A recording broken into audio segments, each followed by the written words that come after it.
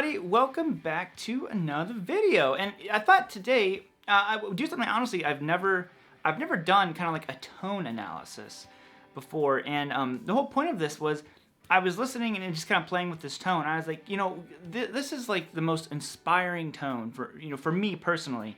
It could be different for you, but whenever it comes to just tones that make me want to play, and I can sit there and play for hours, probably even more than distortion, is delay and reverb. I've mentioned that in the carbon copy demo that I did and all this other kind of stuff. And I was like, why is this tone so, inspiring? And I kind of like wanted to evaluate it. So here's what I think. You guys can let me know down below, but I figured I'd break down why I think this tone, at least for me, and a lot of other people have commented how they love delays and reverb and stuff like that. I think I know why this tone is so like crazy inspiring. And if you haven't messed around with tones like this, I highly recommend it.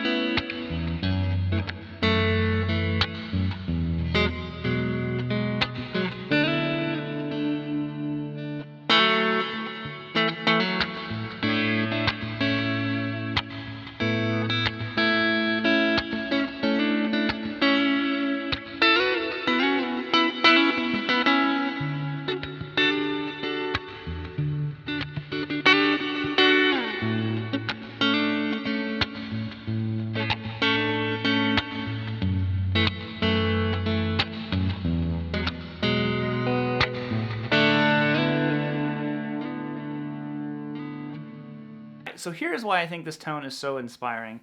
Anytime you have a tone like this that is just basically saturated in delay, reverb, modulation, whatever you're using, it makes you, for one, slow down. You can't play all those crazy, sweeping, fast lines. Over top of this, at least in my personal opinion, it doesn't sound good anymore. Everything starts blending together. And you have to think much more musically. So once you kind of have that like speed demon mentality out of your mind, you have to think a lot more about the notes that you're playing. And one note can mean a lot more than a bunch of notes. Like I said, too many notes, it's gonna sound too bleh, mushy. It's not gonna sound good. So you start with one note, and it's like, okay, well, what do I want? Where's this note kind of taking me? And if we were to do like the Eric Johnson thing, for example, is it major? Has a great sound to it. Is it minor? Has a great sound to it. Maybe it's suspended, something like that. So I'm just kind of like, okay, I actually, I like the sound of that suspension.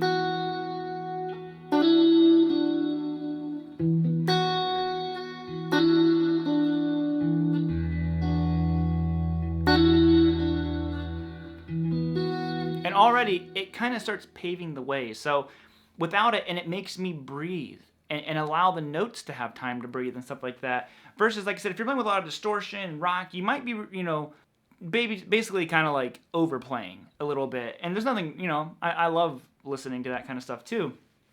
But with this particular tone, you can't do that.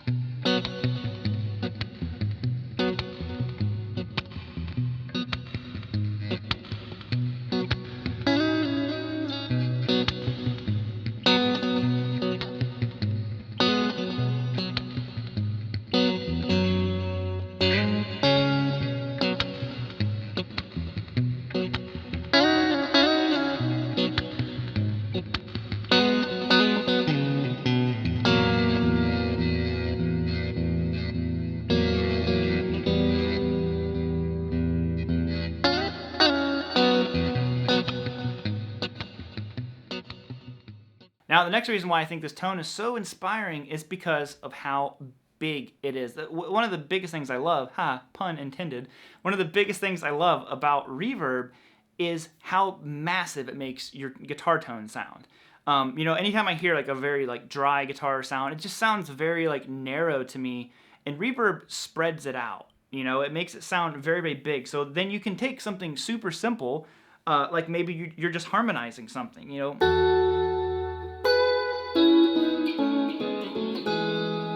without all the reverb on here. Let me see if I can do this. Whew, that was so hard to reach back like that. So listen to that same thing without the delay. Oh, sorry, let me play it right. That would not inspire me at all.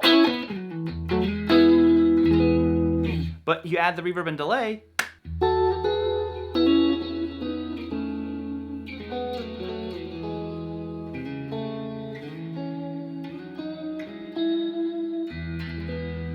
Instantly, it sounds bigger. It makes me want to play, and my ears are very like on it when I'm hearing that kind of sound, you know.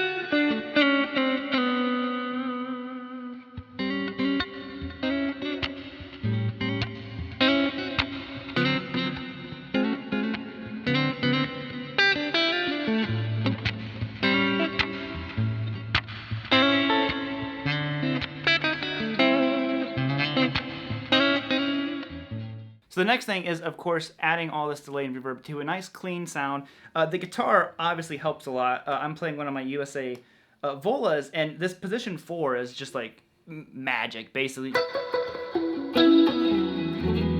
Even the neck is insane. But what this reverb and stuff is doing is adding to the feel. So it's funny, you know, normally without all this kind of stuff, there's a lot more on the player to give it the feel or vibe if you're trying to... And I'm not saying you can't do that with this tone too. By all means, I think that it helps a bunch. But the tone itself is adding feel. It's adding an environment. So whether I choose to be major or minor, this tone is amplifying that a lot. So like I said, like before we did that suspension kind of thing.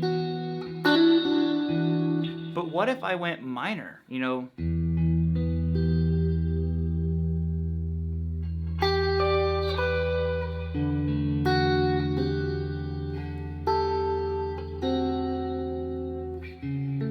You know, a whole different mood. Now look at that. Now this reverb and stuff contributed to the major mood.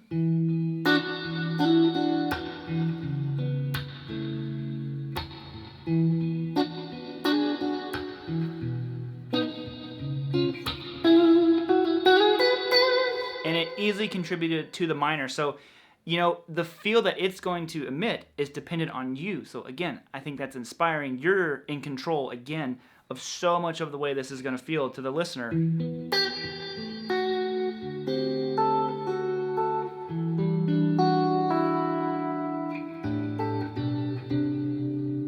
it back around major.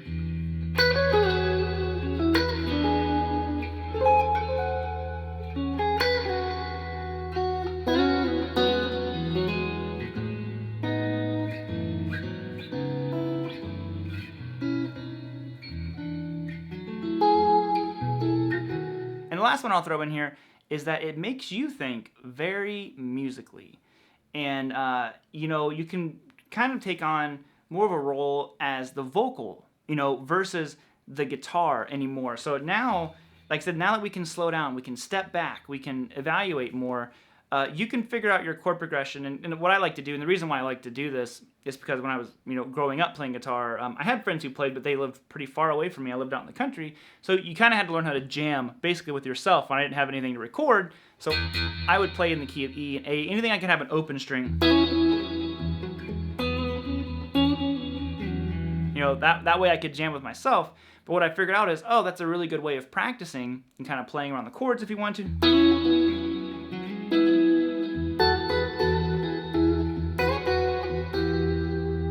You know?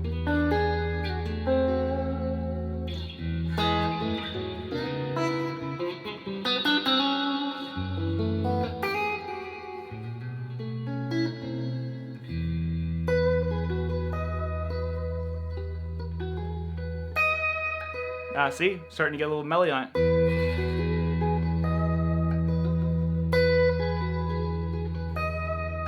Change the chord.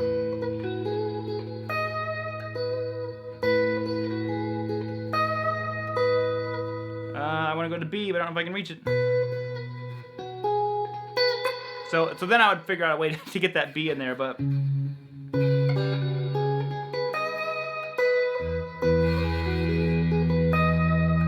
now I have a melody. Maybe I would harmonize it. So, you know, figure out how I want that to be harmonized. But there you have it, guys. Like I said, if you're looking for something to try and just mess around with, try out just a big old delay and reverb sound. It's so inspiring. And let me know why you think it's, you know, so inspiring down in the comments down below. I'll be seeing you all on the flippity flop later. Peace out, homies. Keep on rocking, and I will see you later. Whoop.